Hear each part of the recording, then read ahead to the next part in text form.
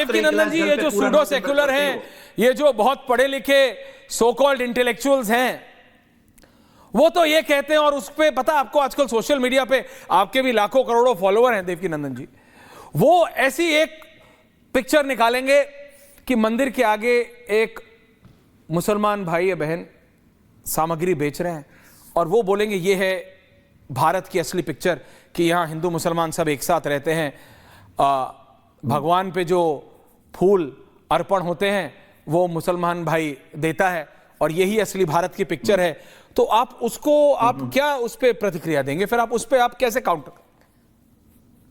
उनसे पूछ लीजिए, अभी रमजान चल रहा है, कितने हिंदू दुकानों से खजूर आई है, उनसे पूछ तो लो। हालांकि मुझे इस पर कोई टिप्पणी करनी नहीं है, उनका अपनी चॉइस है, उनकी पूजा वो अपने हिसाब से करें, हमें उससे कोई मतलब नहीं है, हम उनमें इंटरफेयर नहीं करें। हम नहीं करें कि तुम खजूर हमारी दुकान से खरीदो, मेरी तो कोई खजूर की दुकान है नहीं, ना तो मुझे खजूर बेचने ना मुझे फूल बेचने, समझ रहे हैं आप? लेकिन उनकी पूजा में जब हम इंटरफेयर, और उनकी औकात है क्या कि उनकी पूजा में इंटरफेयर करने का वो कुछ कर सकें? जो लोग हमारे इस पे आक्रमण करते हैं, जो कह रहे हैं कि वहां मंदिर के आगे, अरे ये हमारी विशालता है कि हम मंदिर के आगे, कोई मुसलमान भाई ठेला भी लगा रहा है फूलों का तो हम फूल खरीद रहे हैं, ये हमारी विशालता, हमारे हृदय की विशालता है। ये विशालता और कहीं है क्या? ये पूछो ना उनसे। आप हमारी पूजा को, अब पढ़ गए, आप 4 शब्द अंग्रेजी पढ़ गए, आप अपने स्वार्थ के लिए नेता बन गए, आपको कुछ बनना होगा, उसके लिए आपको मुसलमानों की प्रशंसा करनी होगी। I am not against, you can do what ever you like, आपको जो करना है आप कीजिए, लेकिन आप मेरी पूजा में तो इंटरफेयर नहीं कर सकते। मेरी पूजा शुद्ध होनी चाहिए, मेरी पूजा पवित्र होनी चाहिए, उसमें मिलावट करने वाले को भी सरकार को कानून बनाना चाहिए कि उसमें सजा दें। तो आपका जो उद्देश्य है, मिलावट करता है। हाँ। देखिए मैं आपको ऐश्वर्य जी में बात बताऊं, हम जब यूएस में वगैरह में कहीं बाहर जाते हैं, सब लोग जाते हैं पढ़े लिखे लोग, पढ़े लिखे लोग, वहां भोजन की चीज में आप मिलावट करके दिखा दो, उसे गारंटेड सजा मिलेगी, जेल में जाता है। और मैं फूड अडल्ट्रेशन पे जेल है, जेल है स्वामी जी, जेल है ना, वहां जेल है ना। हाँ जी। यहाँ मूतने वाले को भी जेल नहीं है, क्यों नहीं है? जो भोजन में मूत्र विसर्जन कर रहा है, ईमानदारी से बताइए, मानवता है कहीं? नहीं है, दिस इज नॉट ह्यूमेन, वो तो मतलब इंसानियत के खिलाफ है, किसी धर्म नहीं, वो तो इंसानियत के खिलाफ है। तो ऐसे लोगों के लिए क्यों?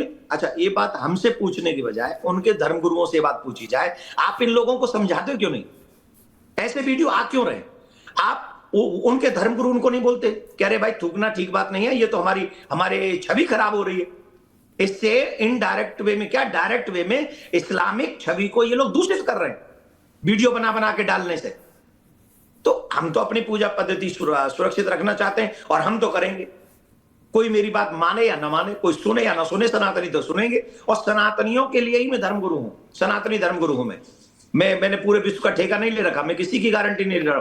तुम्हें जो करना है वो तुम करो, तुम्हारे धर्म में हमारे कोई इंटरफेयर नहीं, लेकिन हमारे धर्म की पूजा पद्धति में कोई मिलावट करेगा तो उन्हें सावधान करने की जिम्मेदारी मेरी है, मेरी थी, और जब तक मैं जीवित रहूंगा तब तक मेरी रहेगी और मैं निभाता रहूंगा। ओके, बहुत बहुत धन्यवाद। तो ये थे देवकीनंदन ठाकुर जी, क्लियरली बोल रहे हैं कि बात हिंदू मुसलमान की नहीं, बात स्वच्छता की है, बात हमारी आस्था की है, बात आपके आराध्य की है, उस पे हिंदू मुसलमान करना गलत है, बात शुद्धता की है।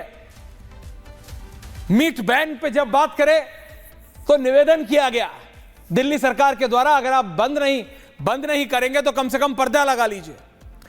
प्रेम शुक्ला जी, अनंत विजय जी, अनुराग भदौरिया जी, मुमताज आलम रिजवी जी, प्रोफेसर जुनैद हैरिस। प्रेम शुक्ला जी, आ रहा हूं आपके पास, लेकिन क्योंकि देवकीनंदन जी बोले, मैं पहले अनंत दादा के पास जा रहा हूं, अनुराग दादा आ रहा हूं। अनंत दादा, यह बोला जाता है कि जब भी कोई धर्मगुरु बोलते हैं तो वो बीजेपी के बेहस पे बोलते हैं, पूरा विपक्ष ऐसे ही बोलता है ना, कोई भी अगर धर्मगुरु बोले, कोई भी कथावाचक बोले तो ऐसा बना दिया जाता है विपक्ष के द्वारा कि वो बीजेपी की पूरी एक्सटेंडेड टीम है, बीजेपी के, मतलब आप जो भी बोले, बीजेपी का आउटर सर्कल है, आउटर पेरिफेरी है, और वो बीजेपी के लिए बैटिंग करते हैं, बीजेपी के लिए बोलते हैं समा मंत्र। लेकिन अभी देवकीनंदन जी को सुना आपने, उन्होंने कहा हिंदू मुसलमान की बात नहीं है, मेरे को बात स्वच्छता से है। आप अगर कोई मुसलमान भाई बहन फूल बेच रहा है तो हम खरीदते हैं, वो हमारी मानता है, सनातन की मानता है, लेकिन हम स्वच्छता से, हम अपनी आस्था से कैसे खिलवाड़ होने दें? और जहां तक मीट की बात है, 9 दिनों की बात है, बंद नहीं कर सकते तो पर्दा लगा लीजिए ताकि किसी की आस्था में हानि ना हो, किसी को नुकसान ना हो। किसी की फीलिंग्स हर्ट ना हो। अनंत विजय जी 60-40।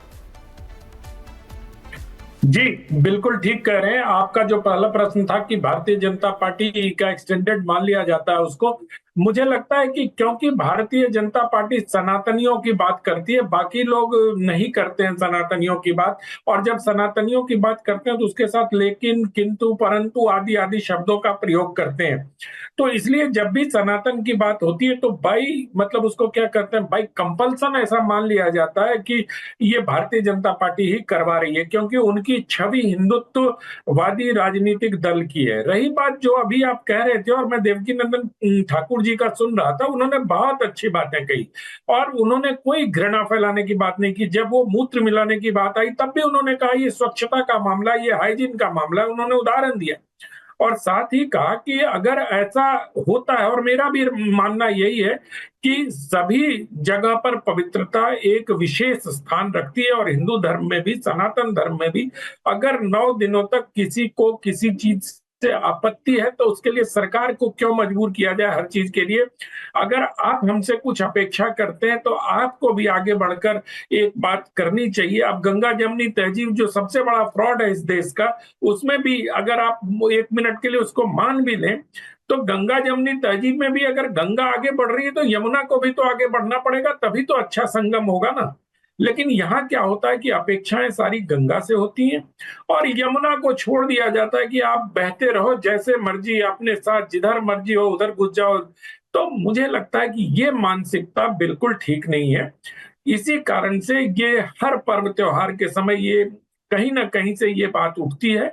अब मुझे लगता है ईश्वरी जी की समय आ गया है कि दोनों समुदाय के लोगों को आपस में बैठकर इस पर बात कर ही लेनी चाहिए। क्या फायदा हर समय संभल जैसी स्थिति पैदा हो जाए, हर समय ये वाराणसी में कल जैसे म्युनिसिपैलिटी ने बैन कर दिया मांस की बिक्री का, अभी आपके यहाँ चल रहा है मैहर में ऐसा हो गया। तो क्यों ना जो मांस विक्रेता है वो इस पर स्वतः निर्णय ले ले कि हम, अगर ये हिंदुओं का त्योहार है और इसमें मांस मछली वर्जित है, शाकाहार का व्रत है, तो क्यों ना हम उनके लिए एक उदाहरण प्रस्तुत करें और साफ सफाई पर ध्यान देते हुए मांसाहार परोसना बंद ही कर दें। आप देखिए पुरानी दिल्ली चले जाइए, क्या हालत होती है ईदगाह के आसपास की। अगर वहां कोई हिंदू निकल रहा हो तो उसका मन घृणा से भर जाएगा, नालियां खून से बही रहती हैं। मतलब अब थोड़ा कम हो गया है, लेकिन वो कई जगह पर जहां स्लॉटर हाउसेज हैं वहां तो यही स्थिति है। एक तरफ आप कहते हो कि हिंदू मुसलमान मिलकर साथ रहे, दूसरी तरफ हिंदुओं की भावनाओं का ख्याल नहीं रहता। ये तो अनुचित है। अपेक्षा सिर्फ ये क्यों की जाती है कि हम मुसलमानों की भावनाओं का ध्यान रखें और हिंदुओं की भावनाओं का ध्यान न रखें।